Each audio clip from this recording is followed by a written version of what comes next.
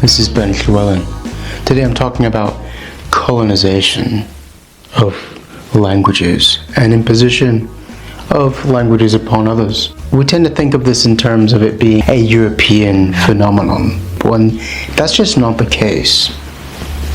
I see things in the news like decolonize the curriculum, and it seems to come off of an anti-European sentiment, when I want to show you that colonization and removal of other cultures is not restricted to European. Today I want to focus on Arabic and the languages that have been lost to it, and the cultural heirlooms and significances which have been lost to Arabic. We don't talk about this enough. We tend to expand upon Western European colonization as though we are the eternal foe, and this is a blurring of history. So what are the languages that have been lost to Arabic? There are so many, but I'm going to focus on 6 cultural groups.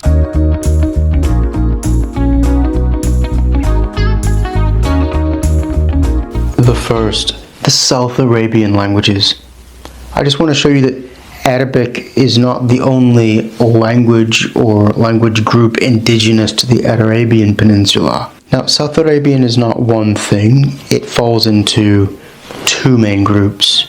Let me explain that for you. South Arabian can be loosely categorized into an eastern branch, which has survived somewhat, and a western branch, which has not survived. And these two actually are not related. They're from a same Semitic root, but these are different language families. One has been extinguished completely by Arabic. And I'll get to that one first. These are Old South Arabian languages. Sabaean was the biggest one, and its script was developed as the lingua franca for the others. It was the language of the Kingdom of Sheba in the far southwest of the Arabian Peninsula, modern-day Yemen. The Kingdom of Sheba is mentioned in early religious writings in Jewish and Christian. And Sheba was conquered by the Kingdom of Himyar, which also used this language, Sabaean, in the year 280, only itself to be conquered by Ascom, which came across from the African Horn in 525. And this Ascom conquest left a few residual elements on the other South Arabian languages which have survived. But by 578, the Himyars regained themselves, only to then be conquered by the distant Sasanian Empire on the other side of the Arabian Peninsula, because of the trade routes along the sea which made this area so rich, and it allowed clans to tear the country apart just before Islam arrived, which marked the end of their ancient civilization. This early Sabaean South Arabian civilization it was already thousands of years old. The coming of Islam and Arabic wiped it out. The other older South Arabian languages was Manayan, the language of the city-states of Al-Jawf, if I pronounce that correctly, and Kitabanayan, the language of the kingdom of Qataban, and also Hadramatic. These have all been extinguished by Arabic. In the separate branch we have modern South Arabian, which is further east on the Arabian Peninsula, into Oman mostly, but some in Yemen, and it is still alive, probably because it was further away from Arabic's initial expansion, and it has 260,000 speakers, but this is spread across 6 languages. It has Cushitic influences from Africa, the Horn in Ethiopia. Mehri, the largest, has 165 speakers, but it is split between Yemen and Oman. Socotra is on the island of Socotra, which is buffered a bit from Arabic, with 70,000 speakers. And the others, Bathari, Harsusi, and Hobiot, each have less than 600 speakers due to Arabization. And there's not much literature in these languages, there's no media. It's spoken mostly by tribes and older people. Speakers are generally bilingual with Arabic, and they are deeply threatened with probable extinction by the end of this century.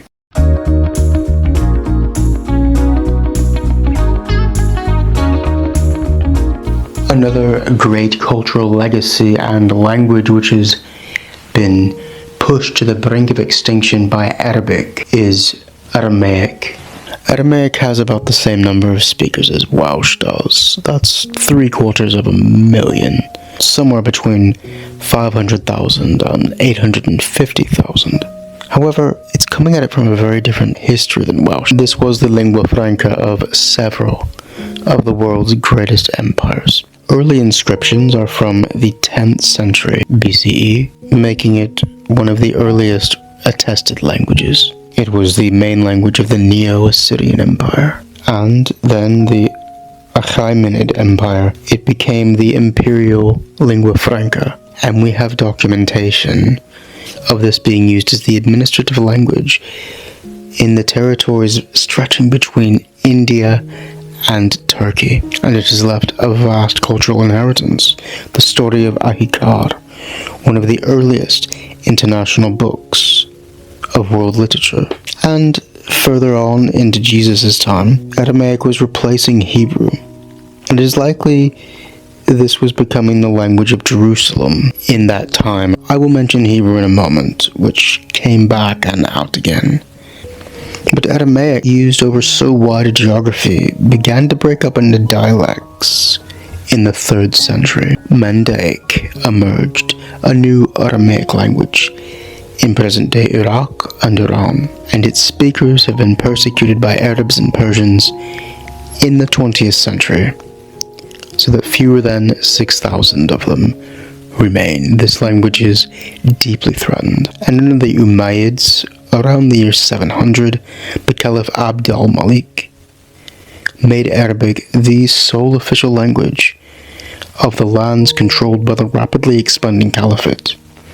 And so, Aramaic had lost its prestige and began a long decline from being a language of global significance and power to being marginalised and persecuted in several waves of genocides. Today, I should note that not all of those genocides were committed by Arabs, but several of them have been. Today, Aramaic has been scattered by the Syrian and Iraq wars, likely pushing its stronger Eastern dialects towards its extinction, as their speakers generally all speak Arabic too, and so this heirloom of our human culture risks being lost.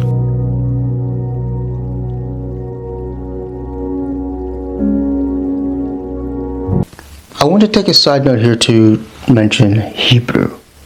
Hebrew was not pushed out so much by Arabic, and there's reasons for that, but it was as well, so let me just explain quickly. Hebrew had been pushed out largely by the Roman Empire and the Bar Kokhba revolt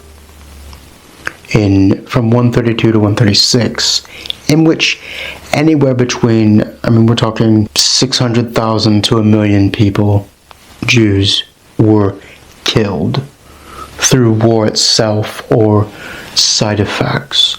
And the entire population, or most of it, of Judea proper around Jerusalem was taken and forcefully removed to various parts of the Roman Empire, creating the Jewish diaspora. The Jews that were left, they used Mishnaic Hebrew, more liturgical, though it was spoken. And so when the Arabic conquest came in, the shift had taken place from Hebrew mostly to Aramaic, but yet the Jewish people, and part of their religion is, that's their homeland, and they were trying still to re-establish and rebuild themselves. Under the Umayyad Caliph, this was simply not possible, and oppressions took place. And so the Hebrew language wasn't per se so harmed by the Arabic influx, but the Jewish identity was, which wasn't able to re-establish the Hebrew language. So that's a bit more complicated, and that feeds into modern politics. I don't want to go into that. So what's the next language that we've lost due to Arabic? Egyptian.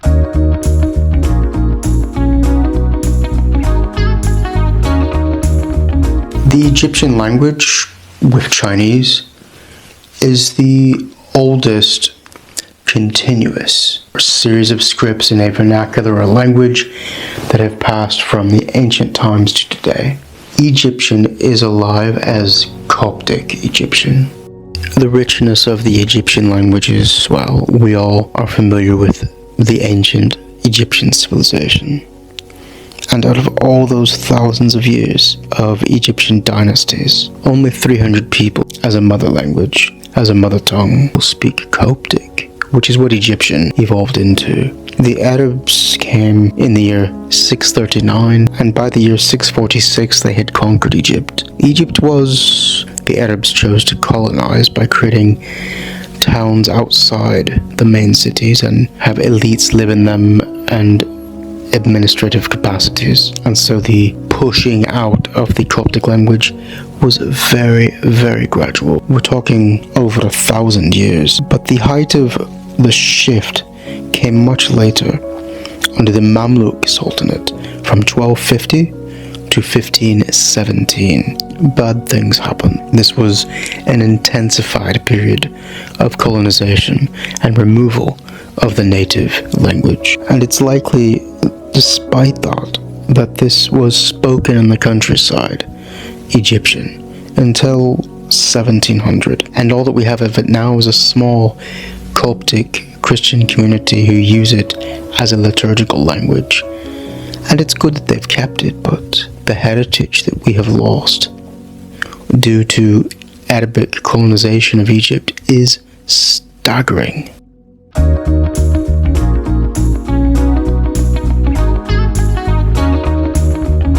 Mozarabic. Contrary to what you might think, this is not an Arabic nor a Semitic language. It's not even a language. It's a group of languages. So what is it and how did we lose it to Arabic? Mozarabic, that's quite an unusual sounding word, and this is from Andalusi Arabic mustarab, meaning adopting the ways of Arabs. Mozarabic was several Romance languages classified into one, which came under Arabic domination in southern Iberia, which have now deeply influenced Andalusian Spanish and through its Spanish itself. These would have evolved like Catalan, Spanish, Portuguese, and Galician have, but we've lost them because as Arabs took over that region, they became Arabicizing and the people adopted Arabic modes of life and customs, and by the 13th century and the Reconquista, they had mostly been absorbed by Arabic.